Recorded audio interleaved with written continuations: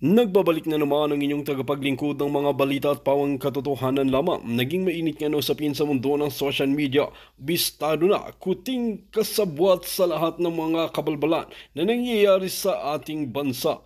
Nakikita ng taong bayan ang maling gawain ng ilang tao na walang pakundangan sa kanilang mga salita at aksyon. Sa gitna ng kaguluhan, tila ba nawawala na ang tunay na diwa at katapatan at responsibilidad.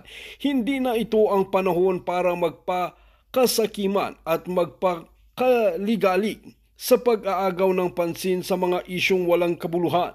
Dapat nating harapin ang katotohanan at huwag hayaang tuluyan malunod sa mga kasakiman tulad nga na ginagawa ni Kuting ng Norte. Kaya naman talagang ngayon ay talagang isiniwalat na nga ang kanyang mga kasinungalingan at kabalbalan na ginagawa sa bansa natin. Ayon nga sa kanilang mga grupo, ayon kay Kuting ng Norte, at naniniwala ba kayo na sa kanilang kataga ay walang araw ninakaw ang kanilang grupo ni Singkong Duling na kaban ng bayan? Na dito naman ng galaiti ang maraming netizen at nagsabi at nagbitaw ng maanghang na salita. Huwag ninyo kaming lukohin dahil harap-harapan na ninyong pinagnanakawan ang kaban ng bayan tapos sasabihin ninyo sa inyong mga kapartido na wala kayong ninakaw ni Singkong Duling.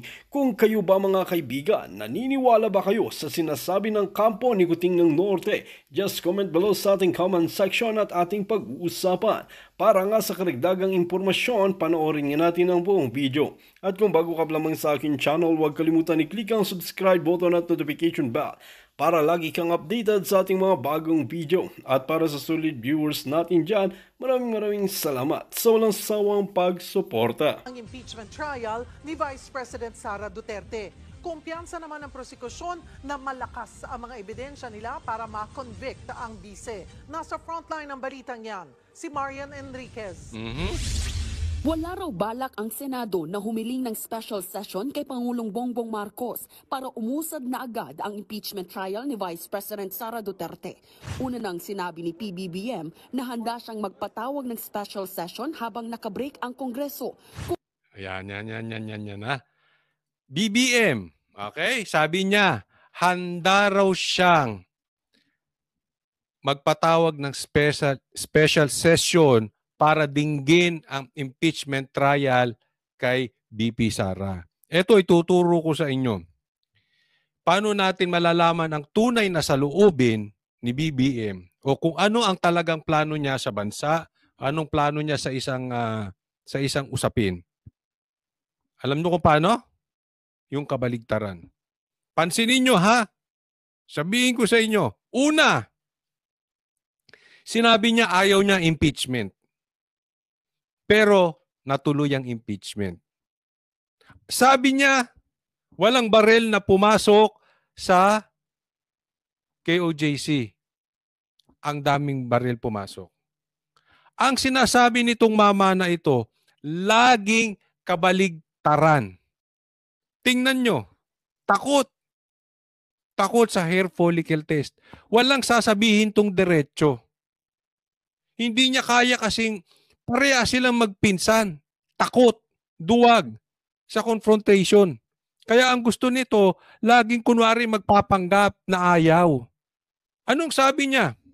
Bago nilaglag ng kamera at bago niya pinakain sa pating at buwaya si BP Sara, sabi niya, nagpipresenta ako that I am your designated best friend forever. Ay, may pagkalukong-lukong tao ito. Meron mang BFF na ganyan? Forever nga eh. Alam mo itong mama na ito, ang salita talaga nito, tigsisingko.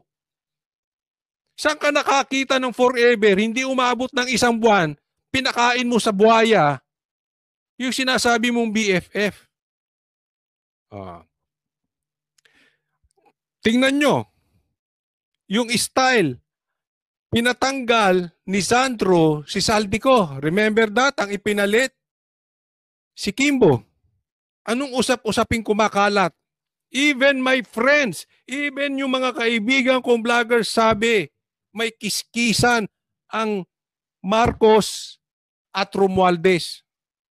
Sabi ko, hindi ako naniniwala dyan. Even my friends. Sabi ko, arte yan. Maniwala kayo dyan, arte yan. Naguhugas kamay. Iyaan po si Marcos. Pag may gusto, kabaliktaran ang sinasabi. Tapos maghuhugas kamay. Pero ang katunayan na gusto niyan, yung kabaligtaran. Naiintindihan nyo?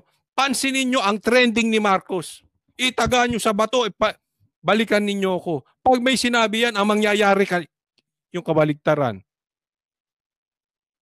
Naghugas kamay lang. Kasi hindi niya kayang diretsuhin. Diba? Ayaw ng impeachment, nagka-impeachment yung anak niya unang pumirma. O eto, hindi raw siya magpapatawag ng sesyon. Sasabihin ko sa inyo bakit hindi siya magpapatawag ng sesyon. Kunwari, kunwari magpapatawag siya ng sesyon. Pero hindi yan magpapatawag ng special session. Bakit? Sa aking palagay, ayaw niya talagang matuloy ito. Itong impeachment na to. Una, wala silang numero ngayon dyan sa Senado. Wala sila. Kaya hindi yan magpapatawag ng special session. Ngayon, kung sakali man, tinopak ito, nabuang na kasi alam nyo kung bakit. Pansinin nyo, sino ba ang tumutulak ngayon sa impeachment ng matindi? Di ba mga NPA, mga makakaliwa? At mga dilawang tae? Yung mga inodorong dilawan, sila yun. At may kuntsabahan ng pula at dilaw. Ano? Paano magagamit ni Marcos ang dilaw? Ginagamit niya ang dilaw, ang pain niya, ang mga Duterte. Ang pain niya, si BP Sara. Kasi ang dilaw, galit na galit sa Duterte. At alam nila ang Duterte sobrang lakas. Alam nila yun. At alam nila, hindi nila kaya, pula versus Duterte, hindi nila kaya. Dilaw versus Duterte, hindi nila kaya. Kaya si Marcos, ginagawang pain si Sara para siya'y kampihan ng dilaw. Papansin mo ngayon, pinakawalan si Laila, kung ano-ano. Basta makasipsip lang sa dilaw para nasa likod niya dilaw. Remember this. Lalamunin ng dilaw si Marcos. Bakit? Sino ba to si Marcos? Bago kanlungin ni BP Sara. Hindi nga to nanalo kay Leni, tandaan nyo? Matagal nang sinuka ng lipunan ng Marcos. Kaya lang to nanalo kasi kinanlong ni Sara. Sumali sa unit team si BP Sara, pero kung hindi sumali sa unit team si BP Sara, si Sara pa rin ang president. Naiintindihan nyo? Kaya alam ni Marcos yan. Hindi niya itutuloy yung impeachment kasi kung sakali, at ako hindi naniniwala mangyari, but for discussion purposes, kung sakali ma-impeach si BP Sara, alam niya, lalamunin siya ng dilaw. Kasi kung talaga ma-eliminate ang Duterte, which I don't believe, pero yan ang sa tingin niyan, pag na-eliminate ang Duterte, wala na siyang pains for dilaw. At alam niya, hindi niya kaya ang dilaw. So patatagalin nila yan. Hanggat kaya nilang i-hold until 2028 na pain ang Duterte. But the problem is, mali ito si Marcos. Alam niyo kung bakit? Kasi hindi niya, sobrang mahal ng Pilipino ang Duterte. Ang laki po ng nagawa ni PRRD sa Davao and at the same time sa Pilipinas. Game changer po si PRRD.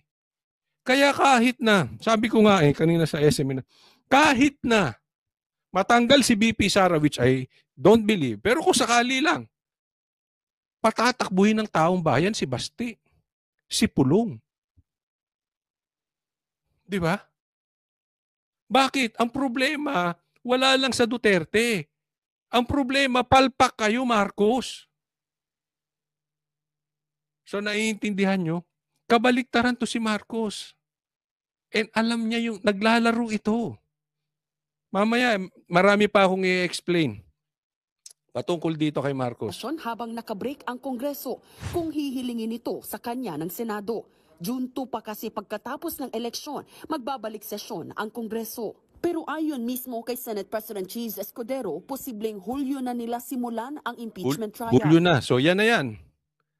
Unless, yan ang desisyon ng Senado, unless magpatawag na special session si Marcos, which I doubt. Most likely when the new Congress already enters into its function, that means after SONA. SONA, I think, is on July 21. So trial. So after SONA pa. So after July 21, tapos na yung eleksyon. Kasi isa pang dahilan yan dahil posibleng maipanalo na nila yung mas maraming senador, kaya nilang makakuha na ng numero. Sa ngayon, wala pa silang numero eh. So hindi pa nila kaya yan, no? But I still believe na hindi ito itutuloy ni Marcos, hindi siya papatawag na special session. Kabaligtaran na naman ng sinasabi nito. Unless something happens na critical. Kasi itong impeachment na ito, wala silang planong ituloy yan. Nagkadisgrasyahan lang. Bakit? Nalagay sa alanganin si Tamba. Dahil kriminal po yung ginawa ni Tamba na nag-fill up ng blank items yung kanyang kamera. At wala pong galawan sa kamera ng walang basbas ni Tamba. Kaya malaking sabit si Tamba rito. Kaya pinilit nila ihabol. Pansinin nyo, ang tagal nakabinbin yung impeachment na yan. Even yung mga kaalyado nila sinasabing walang oras. Bigla-bigla nagpalit. So wala talaga sa plano nila yung impeachment ngayon, as of now, as of this year. Or as of this 19th Congress. Nagkabulagaan lang, pantakip nila doon sa blank items. Tandaan nyo, kabaliktaran, mamaya papatunayan ko sa inyo, binaligtad ulit yan.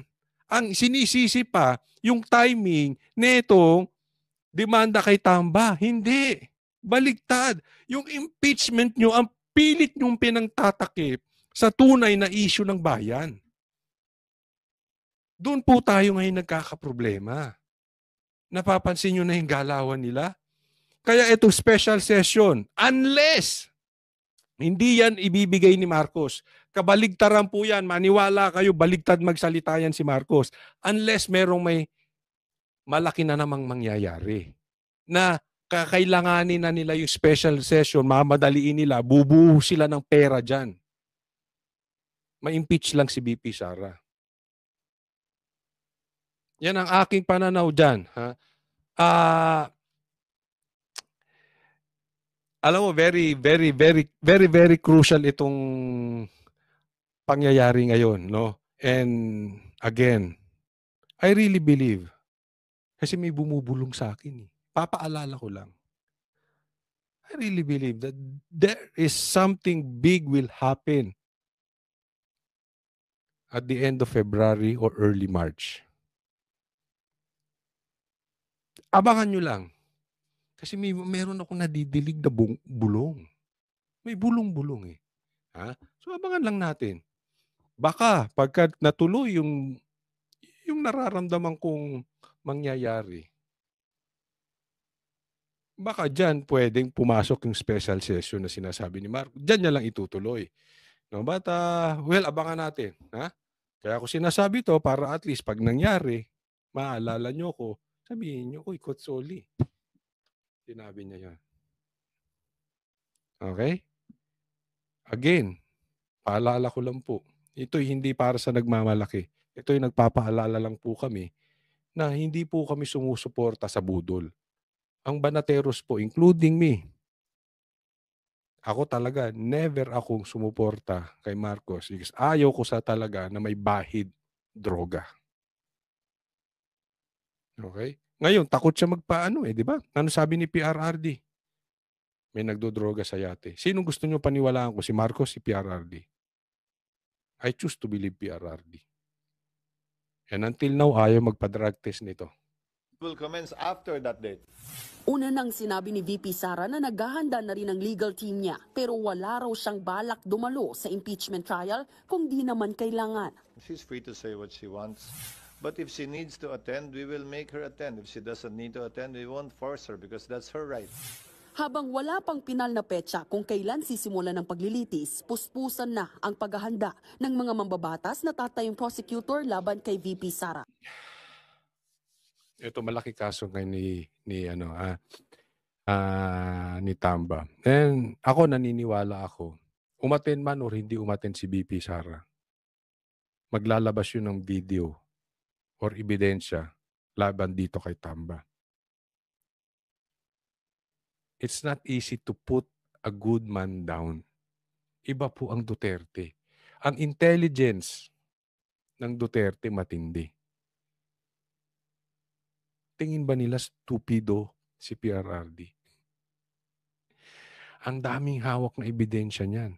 Kaya nga at the get-go, alam niya may adik. Bakit? Alam niya na dati pa may listahan siya. Kaya alam ko, maglalabasan ng videos nitong mga ito. And possibly, alam niya ni Marcos. Dahil dito, hindi na pwedeng pigilan yung ebidensyang ilalabas ni VP Sara. Kasi sa Quadcom, pwede nilang pigilan eh. Teritoryo nila yan. Matapang yung mga buhaya na yan dahil nandun sila sa Manila Zoo. Doon sa teritoryo nila. Pwede nilang harangin ang ebidensya. Pero pagdating sa impeachment, medyo may kontrahan ng Senado at hindi nila pwedeng diktahan ng Tatandaan nyo, mas malaki ang mandato. Kahit na pinipilit ng lower house na ayaw pa nilang magpatawag na lower house because for them, pantay sila. Maybe for sa batas, pantay sila. Maybe. But remember this, mas malaki ang mandato ng Senado. Ibig sabihin, alam naman natin ang power comes from the people. Pag malaki ang mandato, it means maraming supporters. So hindi nila pwedeng diktahan ng Senado. Pag naglabas ng ebidensya si VP Sara, lulubog to si Tamba. Maniwala kayo. May problema to sa Okada eh. Hindi ako may sabi niyan, balita sa Japan. Ilang beses na po natin blinagyan dito. At sinabi yan ni VP Sara. At the proper time ilalabas niya. Nagpulong na sila at pinag-usapan ang 7 articles of impeachment at kung ano-ano ang posibleng ebidensyang ipipresenta nila. Division of work lang muna. Tapos yung mga possibilities po, mga legal arguments po, like for example. Ito si Chua na ito. Ngayon na sinasabi ni Alam nyo ba yung sinasabi na itong si Congressman Alvarez? Alam ba, nung 200 plus, ay si Marcoleta ata nagsabi nito, alam ba ng 200 plus na pumirma dyan sa impeachment ni VP Sara, alam nila ang nakalagay sa complaint? Meron silang ebidensya na kayang ilabas? Naniniwala sila sa sarili nila kumpirmado? At nabasa ng mga pumirma? O dahil sa 150 million reasons nyo, kaya lang pumirma? Ako wag tayo maglokohan. Ito hindi ko nababanggitin sa inyo. Kanina lang eh. May nakausap akong politiko. Asar na asar. Bakit? Yung kamag-anak niya pumirma. Pareha silang politiko. Kamag-anak niya pumirma. Ano rason?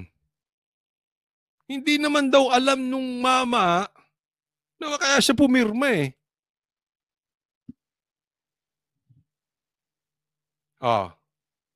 Siyempre, alam nyo na kung bakit siya pumirma. Hello? Naglolokohan ba tayo dito? Paano pag nag-resign? So ano ang stand natin? So, siyempre, pinag-uusapan. Plano rin ipasabina ng prosecution team ang mga bank record ng Vice Presidente. Para lamang po ito sa mas tumibay pa yung mga ebidensya po natin. Ito yung dun sa SALN, sa issue po ng SALN. Tingnan mo ito mga ito. Buang din talaga to si Chua. Bakit mo ipapasabpina yung kanilang bank statement? Akala ko ba meron na kayong ebidensya? Kaya kayo nag-ano ng impeachment na merong problema at mandarambong ito si BP Sara. Ngayon, maghahanap ka ng ebidensya. So nagsampa kayo ng kaso, wala pala kayong ebidensya. Palalakasin. So anong ibig mong sabihin, mahina yung ebidensya mo?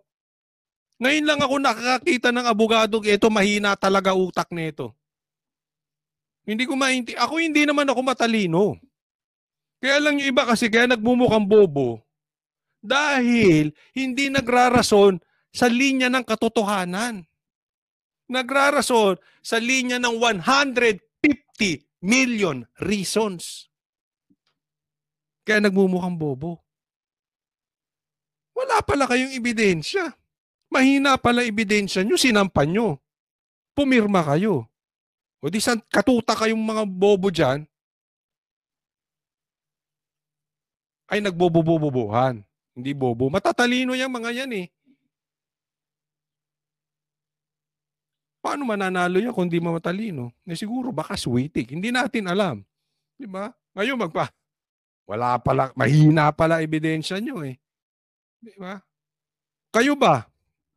Hinamon nga kayo eh, labasan ng SALN, labasan ng bangko. Ano sabi ni PRRD? Sige, bubuksan ko to. Bubuksan ko tong bangko ko, bukasan tayo ng bangko. Naduwag kayo pare-parehas. Kasi kayo, ang problema sa mga mama na ito, mahilig lang magtuturo. Mga ipokrito. Kala mo kalilinis. Kayo, kaya nyo magbukas ng ano? Sasabihin, hindi naman kami na-impeach eh. O di ba nung iniimbestigahan kayo nyo si PRRD, hinamon kayo? Anong sabi nyo noon? Sumumpa si BP Sara. Ayaw sumumpa eh. Magpapadrug test kami. Nagpadrug test ba kayo? Sumumpa na si BP Sara. Until now, wala pa nagpapadrug test sa inyo. Sa akin, walang problema eh. Gusto nyo magpa-drug test tayo lahat. Ako, inahamon ko pa lahat ng vloggers, pa-drug test tayo lahat. Lahat tayo, pati kayo mga quadcom. Pati kayo mga threesome. Ay, tricom. Threesome tuloy. Oh, drug test tayo lahat. Maduduwag ka. Hindi kayo... Kasi ang takot lang sa hair follicle test at drug test, yung mga addict. Gusto nyo, araw-araw tayo magpa-drug test, basta kayo magbayad eh. Walang problema sa akin yan. Diba? Bakit matatakot sa drug test? Hindi ko maintindihan si Marcos, ba't natatakot sa drug test? Ako, kaya ko sabihin sa inyo, since birth, hindi ako nag-take ng illegal drugs. Newsep, yan, meron. Tempra, legal po yan, nabibili sa Mercury Drug. But illegal drugs, cocaine, shabu, kahit rugby, kahit yung ginagamit nilang cap syrup, no way. Kaya ko sabihin. Kayo, kaya nyo magpa-drug test? Kaya nyo sabihin? Marcos, kaya mo? O kayo, sa mga nanonood, lagay nyo. Bakit hindi kaya ni Marcos magpa-hair follicle test? Tapos itong mga gunggong na ito, ayaw pa imbestigahan si Marcos. Mga double standard, mga ipokrito, magkano ang confidential funds ni Marcos? Ang liit-liit ng kay BP Sara, pinag-initan nyo. Kung hindi pa naman kayo nuknukan ng mga ipokrito. Bukod dyan, naniniwala rin ang prosekusyon na malakas ang ebidensya ng pagtatangka ni VP Sara sa buhay ni Pangulong Marcos, First Lady Liza at Speaker Martin Romualdez. Sapat daw ito para ma-convict siya, lalo't recorded ang video.